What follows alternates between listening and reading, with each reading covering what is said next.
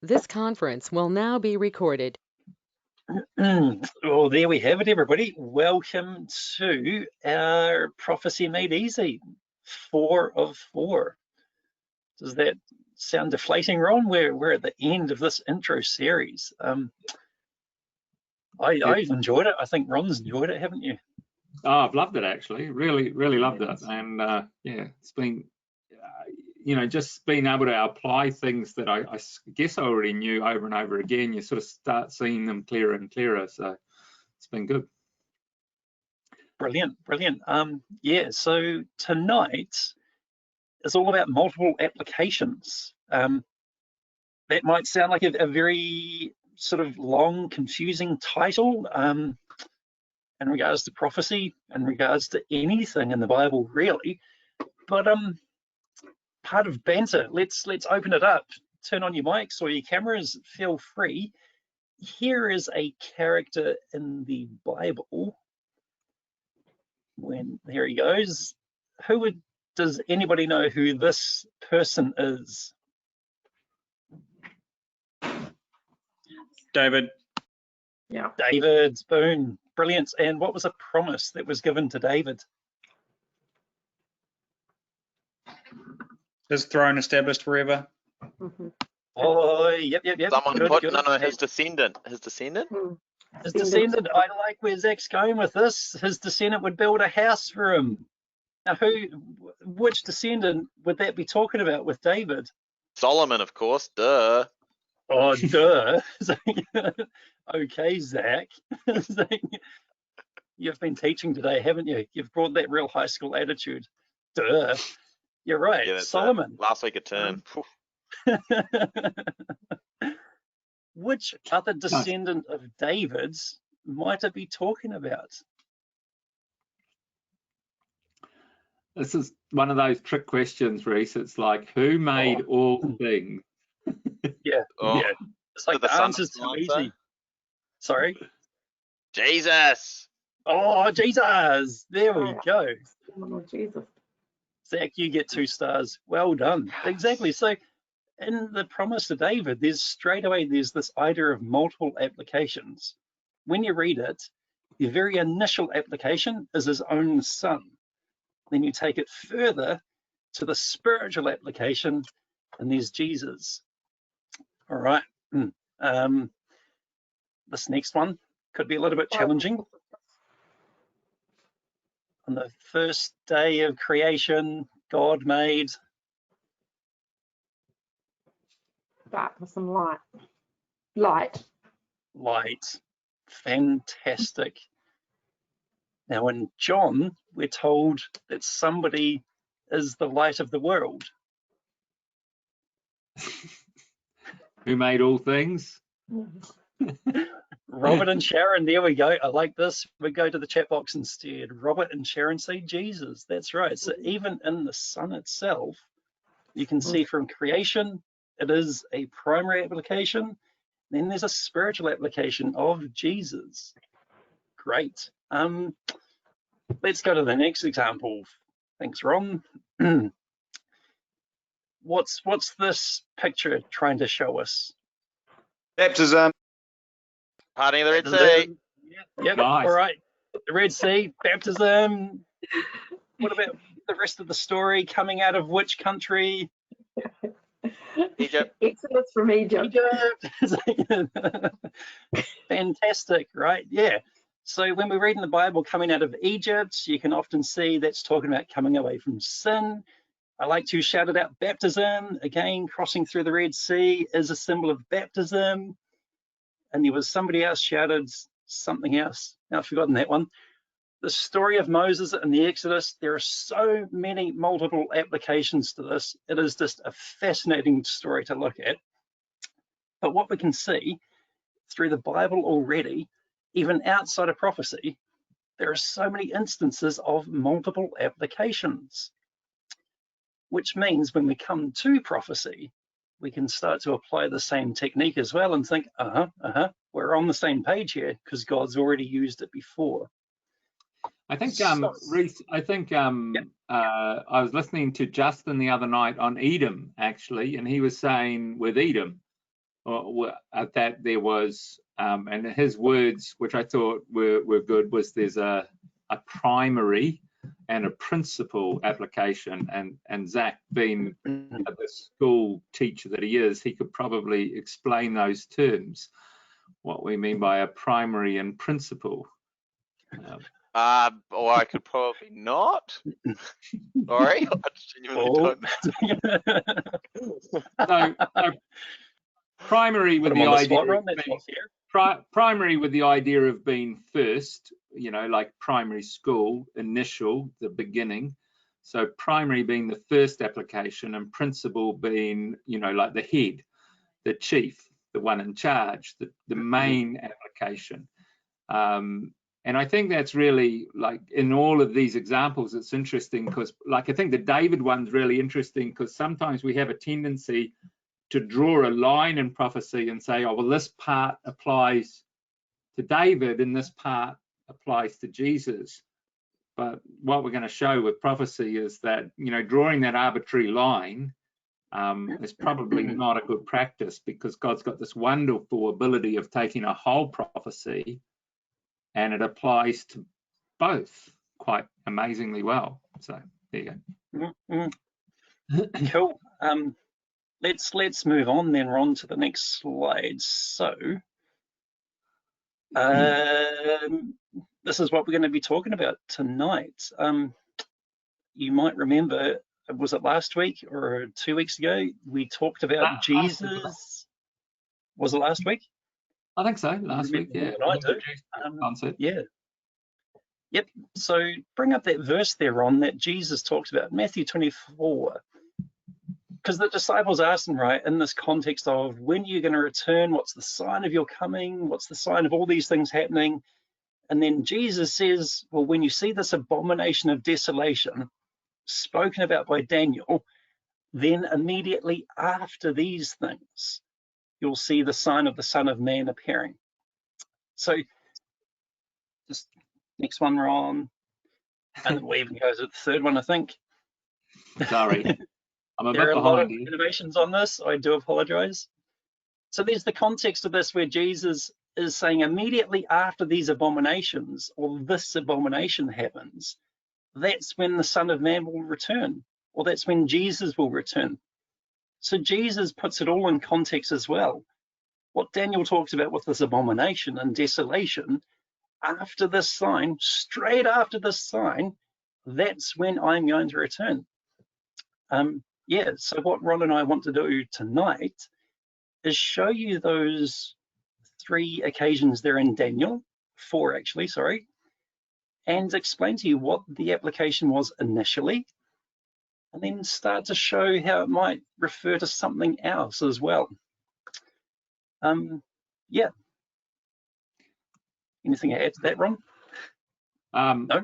All right. Well, I suppose just going back there, just, you know, the fact that, you know, like there's only those, Jesus can only be referring to 1 or up to 4 occurrences of that phrase, which all appear in Daniel. So it appears 4 times, this phrase, the abomination which maketh desolate, spoken by Daniel the prophet.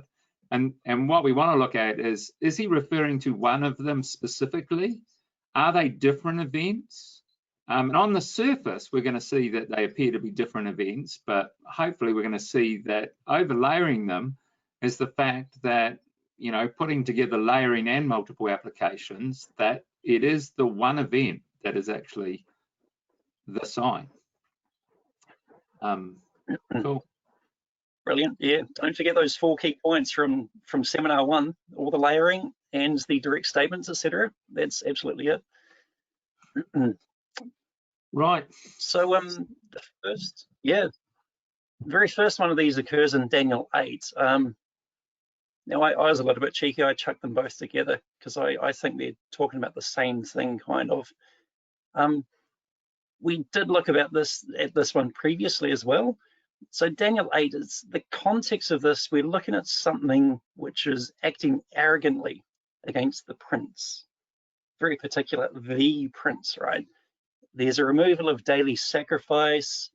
There's the sanctuary or the temple is thrown down. the sinful rebellion, truth is hurled away. All these things come directly from that passage in Daniel 8. And then straight after there in verse 13, it refers to and the abomination of desolation. Bring up the next one as well, Ron. Yeah. So the very same kind of context that happens in Daniel 11. You can look at Daniel 8 and Daniel 11 and kind of compare side by side. There's a lot of familiar and similar context between the two chapters. In the same way, he's going to invade lands, lots of lands, even the beautiful lands. This king, this power is going to control wealth. Nations have to submit to him. He's going to destroy a lot of people, a lot of countries, but then he will come to his end with none to help him. So that's the context of what we're looking at from these prophecies. Now, Ron, what are some common ways that people interpret these chapters of Daniel?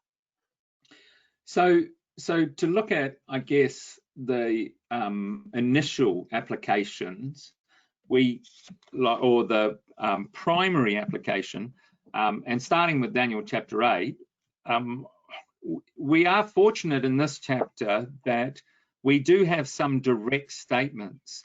Say for verse 20, there's an identification in regards to the ram and the horns that are on the ram, that they are the kings of Media and Persia, and the goat is the king of Greece.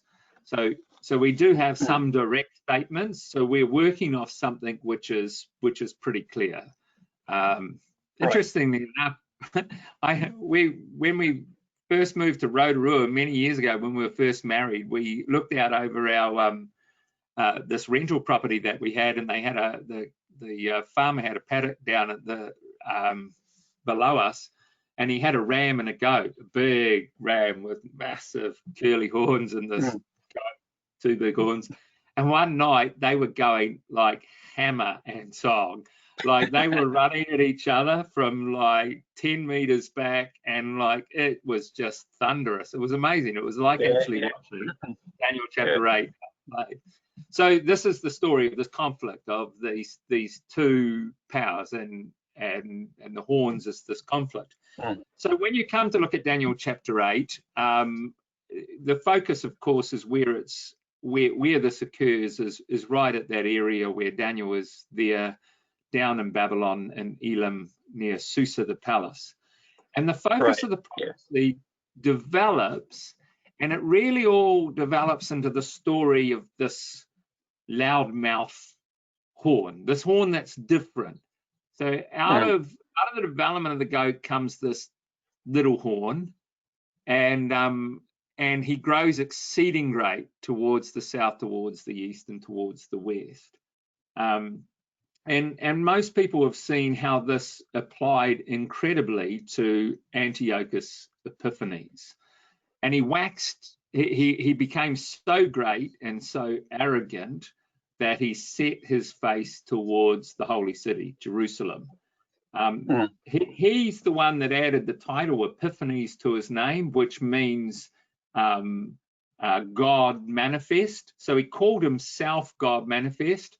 Most of people that knew him actually referred to him as Antiochus Epimanes, which means the madman, because he was a pretty crazy guy. But, you know, he ascended the throne in 175 BC, and there was massive social political unrest, and he became a very powerful character.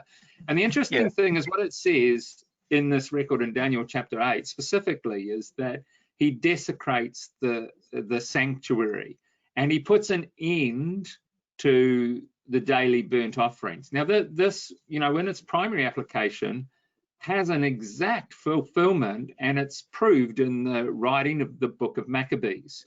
And so you can see a beginning and an end date in the book of Maccabees. So those quotes there, 1 Maccabees 1 verse 54, says, in the 15th day of the month Caslu, on the 145th year, they set up the abomination of desolation on the altar and builded idolaters throughout all the cities of Judah on every side. and he Right. slew a pig and he offered swine flesh on the altar in desecration. Yeah. And then there's Hey, the my story. Bible doesn't have the Book of Maccabees. Where can I find the Book of Maccabees? So, Like, so can the I book, trust the Book of Maccabees? Is this historical, or what's the background to it? it is a historical record. It was part of the apocryphal books, which you can Right. find in like the Catholic versions of the Bible. But it's mostly historical record. It's also found, by the way, in the story of Josephus as well. So it's not just this record, and it's well known in history. Herodotus writes a lot about Antiochus Epiphanes as well. So this is more just a historical record of some of the things he did. And then we discovered that they actually, there was a Jewish rebellion, which was where the name Maccabees comes from. Matthias Maccabeus and Jonathan Maccabeus led a revolt, and they eventually overthrew the Greek influence that was there of Antiochus Epiphanes, and they restored the burnt altar. And interesting, you know, that happened, you know, about 1100 days later, 1150 days or so, which is quite interesting. So that's kind of the accepted view. In fact, there's a lot of critics on Daniel chapter 8 that believe it was written after the event. So accurate is the fulfillment. In fact, when it comes to Daniel 11, which, as you say, I agree, is very much similar. This is where we get layering. Daniel chapter 11 is the same story as Daniel chapter 8, but now there's a lot more focus on the goat and the development of the empires of the goat and how the three horns of the goat came down and the one horn rose up. Because in this story, it's a focus on four horns of the goat, which is interesting, isn't it? So in Daniel chapter 8, you got three horns pop down, one pop up. Daniel chapter 11, you got four horns. But the whole thing climaxes again with the same character. But in Daniel chapter 11, the focus is more about two particular parts of this empire, not the ram and the goat, but two parts of the goat empire, the northern and southern parts, which was the Seleucid Empire and the Ptolemy Empire, king of the south, king of the north. One with its domination in Syria, the other in Egypt, which incidentally is very interesting because, you know, those were the northern and southern empires right through Israel's time.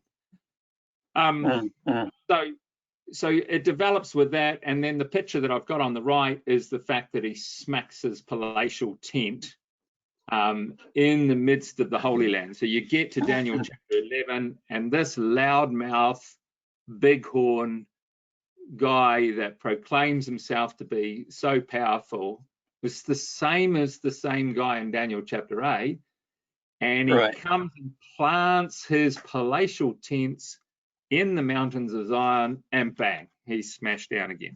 So that's generally the primary application. So the question is, that's cool. The question is that the only application? That's a good question, Ron. I think if we flick to the next slide, we might see a little bit that oh wait, I'm pretty sure there's something else here, isn't there? Because when you brought up the fact that when you look at the book of Maccabees, for instance, you said like 1100 days between defilement and cleansing. Yeah. And in Daniel 8, there's a very specific time here of 2,300 evenings and mornings until the sanctuary is put right again. So straight away, when you look at Daniel, it's kind of the dates don't line up between history and prophecy. So we know that prophecy was about Greece primarily, and yet there's this date here in Daniel 8 that is now telling us, well, there's something again, there's something different that we need to be expecting. And the really cool thing about Daniel 11 is that it leads straight on to Daniel chapter 12, because it's Daniel 12 is saying immediately after these things, or at that time, Michael, the great prince, is going to stand up, who watches over Daniel's people. And then there's a prophecy about resurrection. There's a prophecy about judgment, etc. So if you look at the title of Michael, that's telling us in a way that's Jesus who's going to stand up over Daniel's people and then have a resurrection and a judgment. So there's a date in Daniel 8 which is telling me there's another application here, and then there's a timestamp there in Daniel 12 which relates to Daniel 11 that actually it does refer to Jesus as another application as well. I think that's pretty fascinating how you can see it's about Greece, but then it's actually more about Jesus as well. What do you think about these timestamps and dates? Yeah, I think they're really like it. And then the other thing, I guess, that's interesting is that, again, Daniel 11 is, there are a lot of critics that say it was written after the event because the beginning part of it is so amazingly detailed of events that took place between the northern and southern Grecian Empire. Yet the last part of this chapter, there is no, for instance, this movement of what would be Antiochus Epiphanes in terms of going down to Egypt and then coming back to Jerusalem, planting his tents and taking up residence there. No historical evidence of that whatsoever. That's never recorded in history that he came back from Egypt and planted himself in right. Holy Land. So there's things that don't fit. Things that do. Even outside these dates, there's history that doesn't back up what the prophecy is telling us about. Yeah. Do you reckon we got time to open this up, see if people want to add a few thoughts? Or sure, go on. Who's got? We can do that. They might be completely silent again, but you know, yeah, we can give it a go. If everyone can just not speak at the same time, please.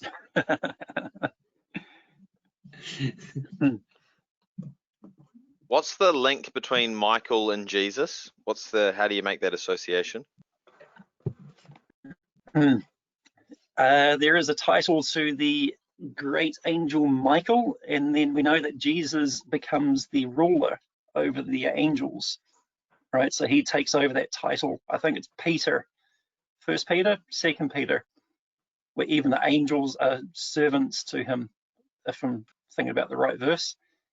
And then in the context of Daniel, with the resurrection and judgment straight after this reference to Michael here, we can see that it is Jesus through taking over that position and through the resurrection and the judgment which follows. Good question though, Zach. Good question, because I mean, at the end of the day, it is, I suppose you would have to say, inference would be what we're probably using there, because we're taking a quote from Hebrews about Jesus' role in terms of the angel or being called Prince of Peace in Isaiah chapter 9 and then applying it to chapter 12. So I wouldn't be 100% convinced and turn around and use that. Because at the end of the day, you know, Michael was the angel, or is the angel that has been involved in Israel all the time and features a lot in Daniel. Remember when Daniel was having real troubles with trying to sort out the king of or Gabriel, sorry, was having troubles trying to sort out the king of Persia, he had to ask Michael for a hand. So he had to go and ask the great prince, Michael, come and give me a hand because I'm stuck. So we're in Daniel, Michael plays that role of the great prince over his people. But who's the one who's ultimately going to become made a little lower than the angels, who's now in charge, is Jesus. So if it's Michael, it probably doesn't matter. He's still at the command of Jesus. Or if it's reference to Jesus himself, I don't think it's really a big issue to me. Michael's the title of the one that's coming. Yeah, thanks. I mean, the idea of that being an inference is interesting because I've always sort of just assumed it's Jesus as well. Yes, yes, Right, and yeah. like that's quite good to sort of identify that it is actually only inference. There's not a direct statement. So we could say there's a direct statement that says Michael is going to stand up, but Correct. because we're aware that Jesus is going to be is already now in charge of everything, whatever Michael may even be doing at the moment is under Jesus' command anyway. So therefore Michael may well stand up and do certain things for Christ before that time, which doesn't take away from the direct statement. No, yeah, and I think that's fair. So it's a strong inference because it's based on a direct statement about Michael. Cool. Shall we move on? Look at the other couple of occurrences. All right. Because Why we're coming not? back. Yeah, We're let's coming back to crack Daniel. on to the next one. Yeah, we're going on to the next reference in Daniel, which is Daniel 9. This is all based around a really, really weird prophecy, isn't it? Thankfully for me, I've given this task of explaining to Ron. So all I'm going to do here is set the context. Like verse 2 of Daniel 9, Daniel's like reading through his Bible. He's reading a little bit of Jeremiah, and then he sees in Jeremiah that there's a fulfillment of the desolation of Jerusalem based on this number 70. It's all that verse 2 is saying. It's based on 70. Then in verse 24, the angel Gabriel confirms to him of these 70 weeks have been determined concerning your people and your city. So that's the background to this abomination of desolation, which is then coming up in the explanation from Gabriel. So Ron, what's the background to this abomination of desolation?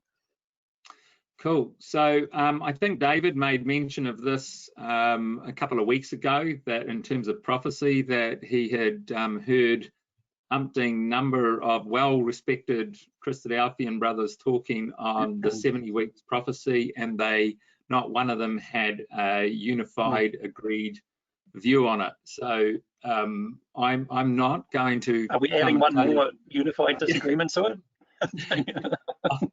I'm actually going to give you my 10 cents worth, but what I'm going to say is that I think there's a reason why there's not been a unified agreement upon this.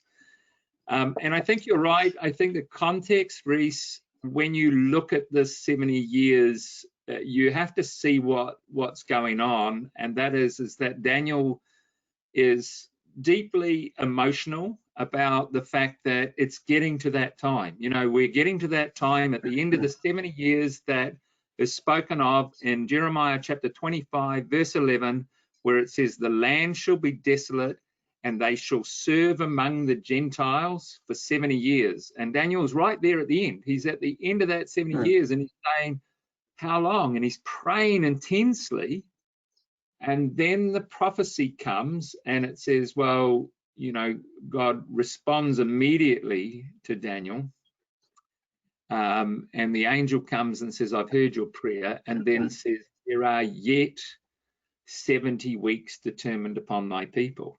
Now, what I'm going to suggest is there's... Why does the angel use weeks if Jeremiah is talking about years? Yes, well, I think it's talking about the word. I think is just in the actual Hebrew 70 times. There is yet 70 cycles, if you like, determined upon thy people, and most people have, you know, like, because it's used of weeks. That's the idea behind it. But remember, there's already almost been 70 years, so I think what the angel was saying is that there's still a bit of time to go, you know. And that when you think about how much is 70 weeks, it's about a year and a half, thereabouts. And it's actually true that we know exactly when this prophecy was given, because it starts in Daniel chapter 9, and there's a date stamp of the first year of Darius. And we know that when the decree actually came for the children of Israel to return, and the end of that 70 years was accomplished, it happened in the first year of Cyrus, which is the 3rd year of Darius. Now, what I'm going to suggest to you is that there's a real application that the angel was saying to him, and a lot of people have kind of missed this point, because it's exactly what Daniel's praying for, is that there's 70 weeks left to finish the judgment that God has brought upon Israel. You know, God's promised the fact that they must go through the 70-year judgment period. And he's saying to Daniel, well, there's about 1.5 years left. Well, he says 70 weeks are left. So that's the one of the applications. Now, what's interesting is there's a date stamp in amongst the 70 weeks. There's some interesting date stamps.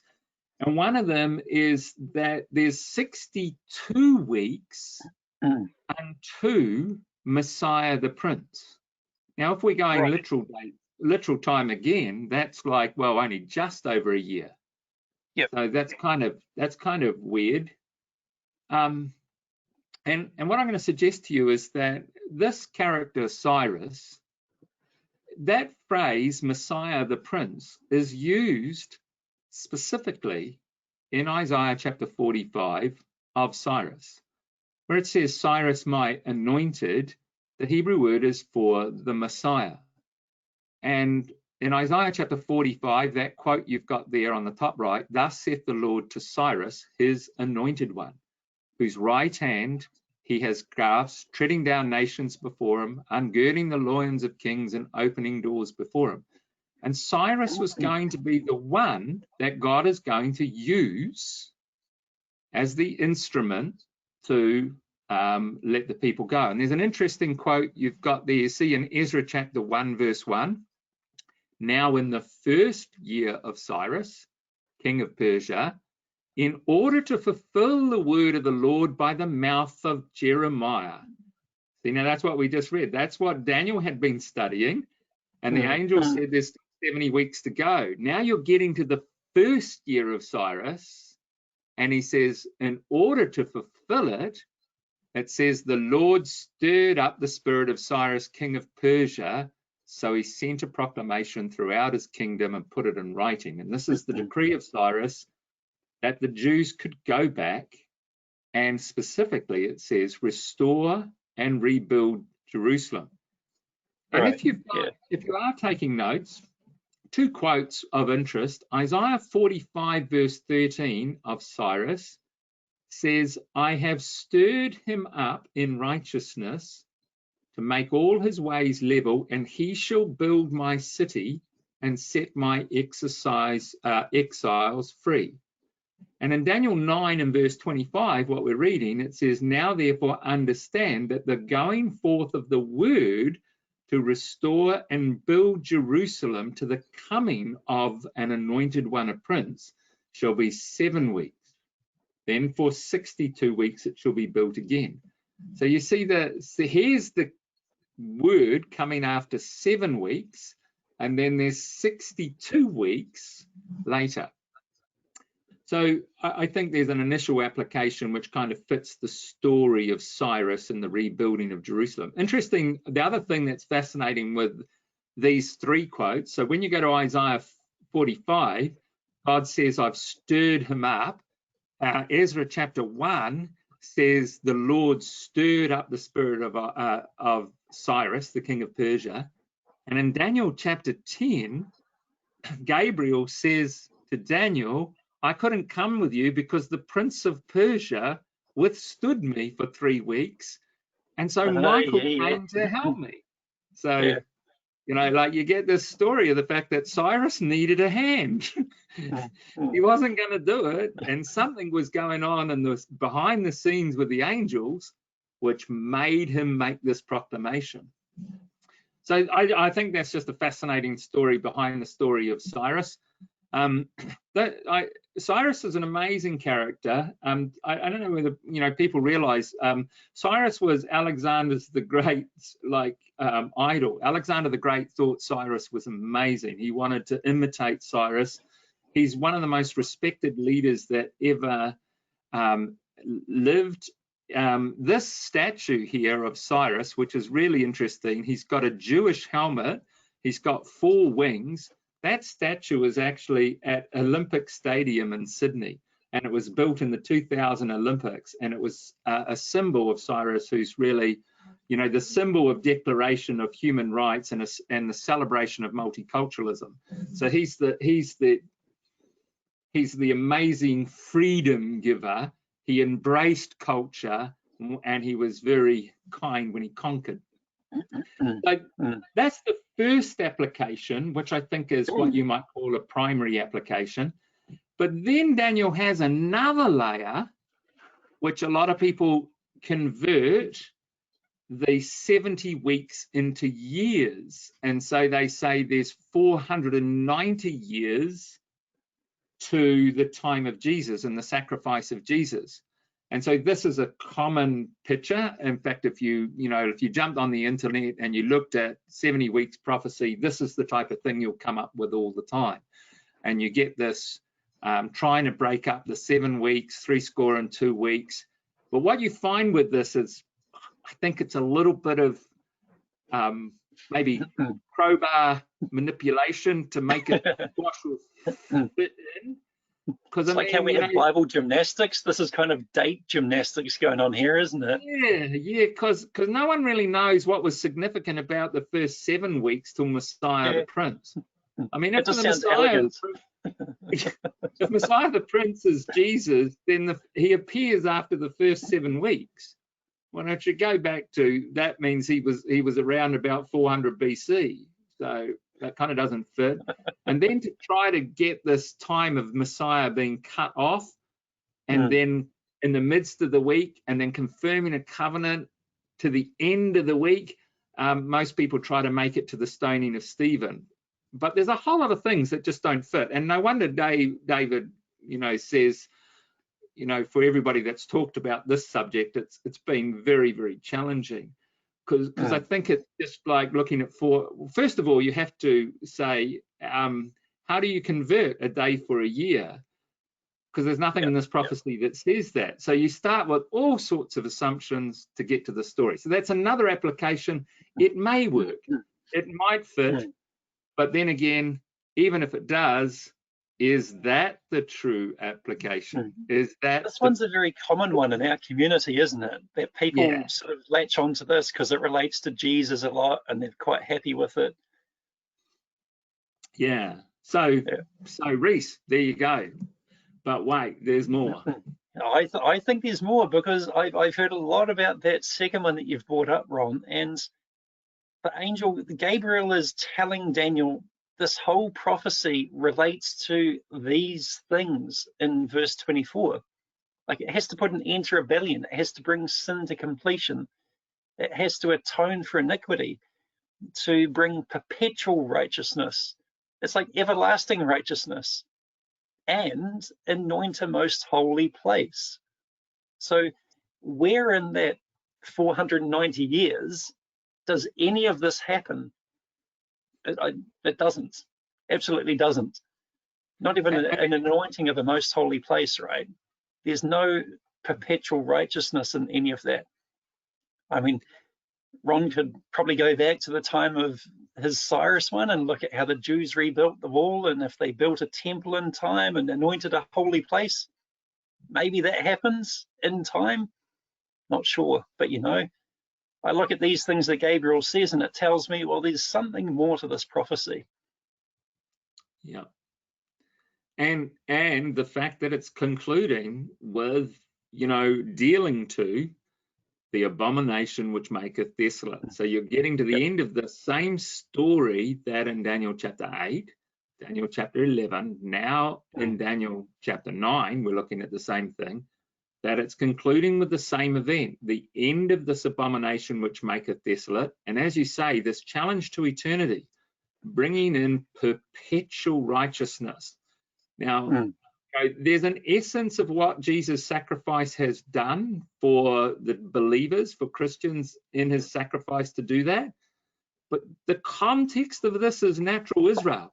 The context of this, of what Daniel's praying for, is for his people. It's for his people and his city. Their abomination. And that certainly didn't happen at Jesus' death. So unless we're going to, end up a little bit like, Jehovah's Witnesses that basically say God's written off the Jews and apply all of these things to spiritual Israel. Ooh. Are we going to go there?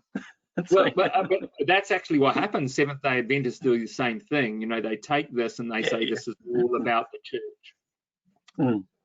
You really have to say contextually it's about Israel. Yep. Cool. So now the thing that really ties all of these together. Now we've looked at 3 prophecies which appear to have multiple applications. They appear to have an end time application that hasn't happened yet, that hasn't been fulfilled. Now we want to look at the last application of the abomination of desolation and ask the question, what does this one apply to? If you see Ron's eyes light up there, he's really excited at the moment. This is the mic. This is the drop mic point. This is the bit where we go, bring it up and don't hold people waiting. There we go. So Daniel 12 is the last reference to this abomination of desolation. Okay. So the context to this chapter is basically when Daniel has seen all these things happen about the ghost and Michael the prince and the resurrection and the judgment, some to everlasting life, some to everlasting abhorrence, as my translation said when I wrote this verse down. And then he asks the angel, when will the end of these wondrous things be? A bit like what the disciples asked Jesus. Oh yeah. So in verse 6 he's asking, when is the end of these things? And then he repeats that same idea of wanting to know the end of these things in verse, when it comes up, verse 9. The angel replies, these matters are sealed until the end. In verse 13, go your way until the end. So I think it's so obvious with this chapter. Daniel 12 is all about the end of time. And it goes over and over and over, repeating that fact. When are the end of these things? Sealed up to the end. Go your way until the end, etc. So this is all about the end, when Israel is then finally saved and Jesus has returned to rule over them and to lead them to righteousness. So this to me, this abomination of desolation, which is referred to in their verse 11, is relating then to a future time at the end. Because the whole chapter is telling us it's the end, and there's no doubt about it. And there's some, like some interesting date stamps, which we hope to be the introduction for our next series, when we start connecting the date stamps of all of these prophecies, because they're very interlinked together. But there's something which tells you really specifically within this chapter in Daniel chapter 12 that all of these prophecies are linked. In fact, more specifically, that Daniel 12 and Daniel 8 are linked. And here it is. So these are the connections. And Reese, there you go. There we go. So he's told the end of desolation. When are the end of these things? The end of desolation is for a time, times, and half a time.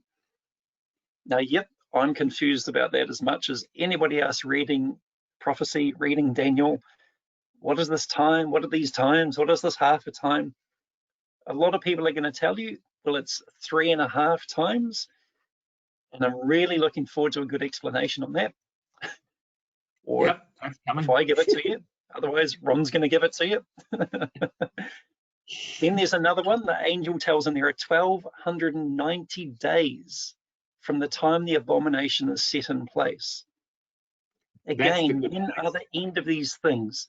From the time the abomination is set up, that's the abomination of desolation we're talking about, then there are 1,290 days. And he's very particular about that. Yeah, and so what I like about that one, Reese, is that one connects with that Daniel chapter 8, doesn't it? Because that's a start date that is the same as Daniel chapter 8. So Yeah. Daniel, like that verse 11 says, starting from the time of the abomination is set up, there's 1260 days.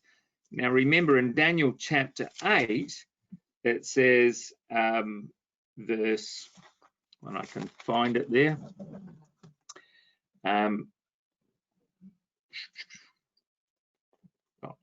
different Bible that I'm looking at here. Sorry.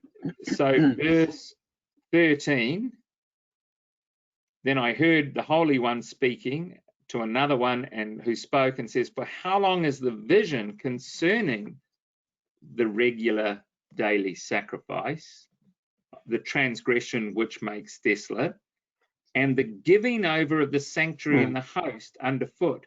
So there's two things there, but you'll see they're connected. The taking away of the daily sacrifice and the trampling of the sanctuary are both given at 2,300 days. So in other words, the start date of those two events is the same, the beginning of the 2,300 days. And Daniel chapter 12 is linking that same start date. Quite specific date stamps in these prophecies. Absolutely. Yeah. Even the one for the blessing, you know, blessed are people who wait for this other period of time as well. So, you know, I think Daniel's given some very particular targets here to look out for, even to tell his people to look out for, all about this abomination of desolation.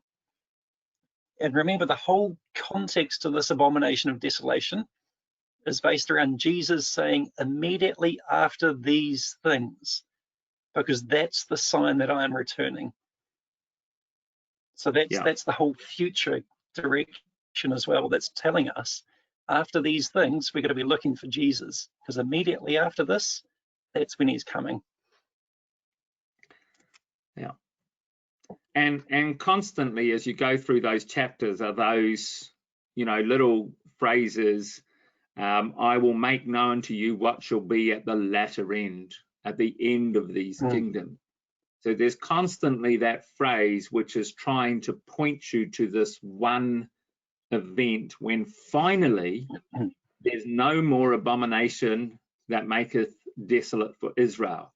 To put an end to all of this, no more trampling, no more squashing. We've got time for one little interesting thing on this, which is the same, because I'd like to throw this out as a question, seeing as we've got just a couple of minutes here. So Luke chapter 21 is a very well-known verse, known to us, that says, Jerusalem shall be trodden down of the Gentiles till the time of the Gentiles be fulfilled. So if I was to ask you, when is that fulfilled? You're asking me, or you're asking the group? You're asking the bubble?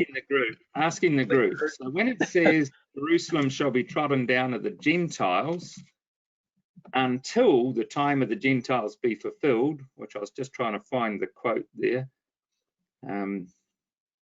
Is it Luke chapter 21, isn't it? Yeah, verse 24. Yeah, verse 24. They'll fall by the edge of the sword, led away captive to all nations, and Jerusalem shall be trampled underfoot by the Gentiles until the times of the Gentiles be fulfilled.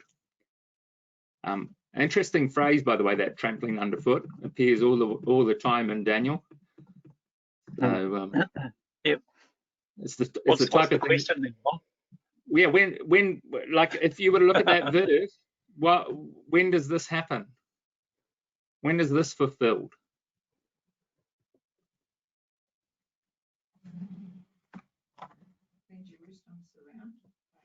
Sorry, which part, Ron? The treading down, or the until the times of the Gentiles fulfilled? Just before the return of Christ.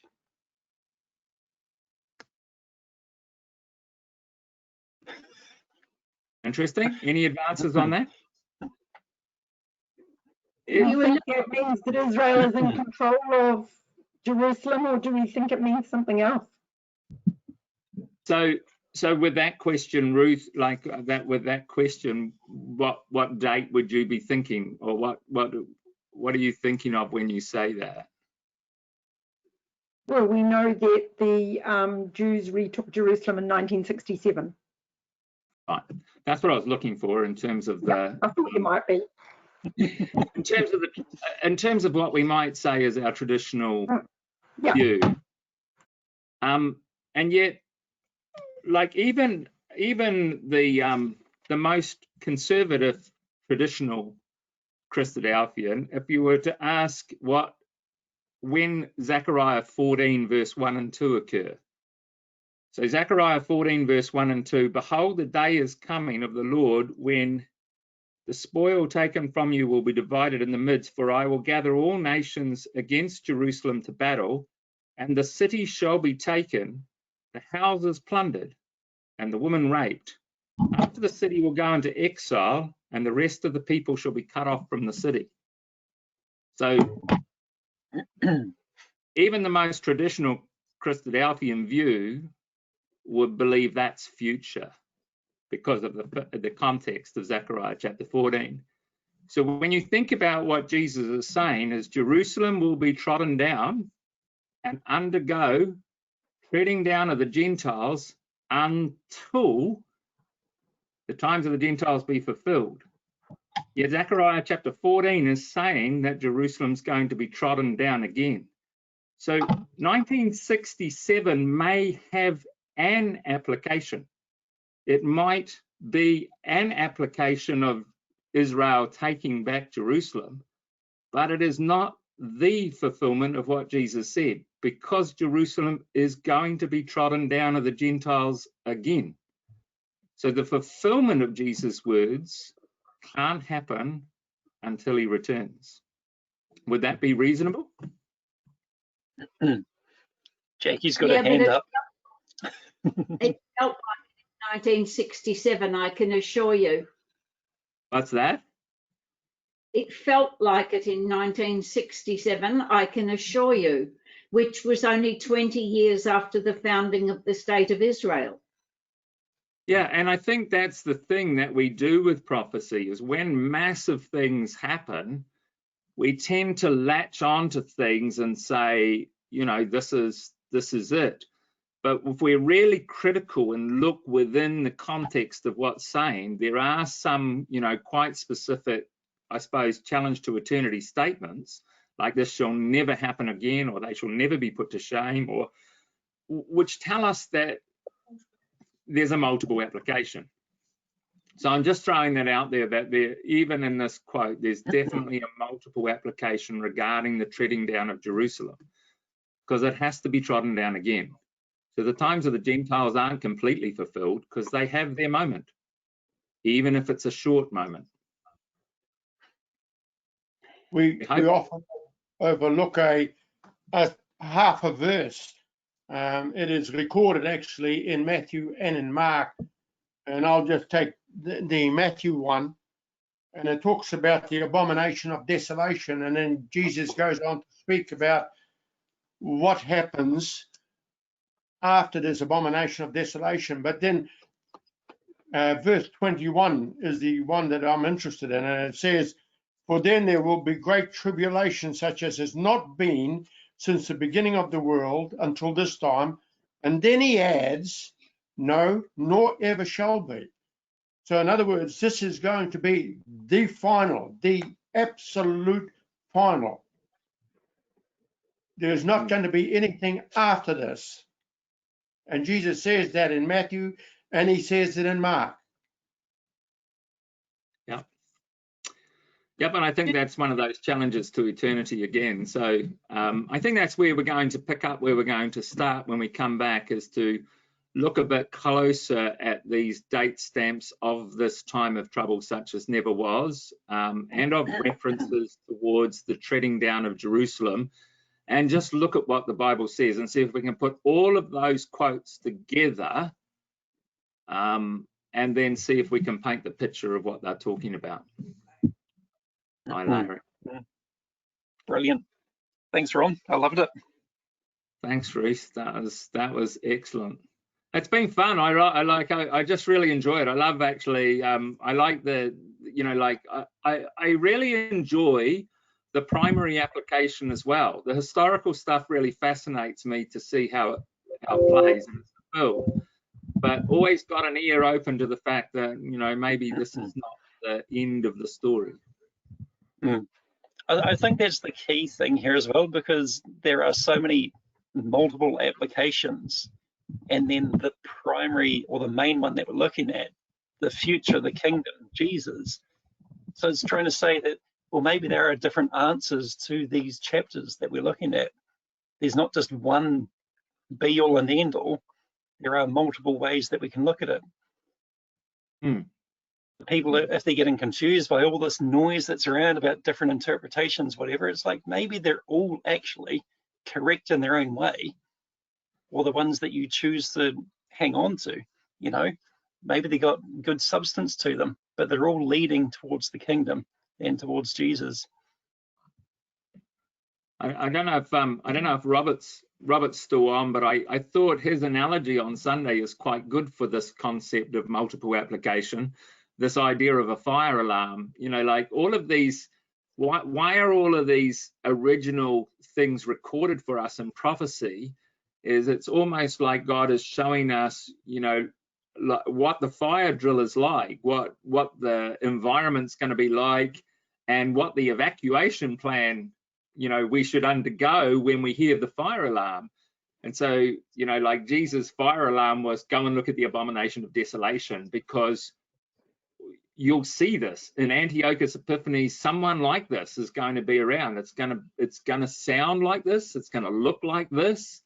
And when you see that, that's going to be the chance for an evacuation plan to run. He says, get out of Judah as fast as you can. So I like that analogy of Roberts. And, you know, like it's that there's going to come a time where that fire alarm is going to go off, and it's not going to be a practice. It's not going to be a drill. It's going to be the real thing. Should we stop the recording and then let them open up with some chat? I reckon that'll be good. Okay.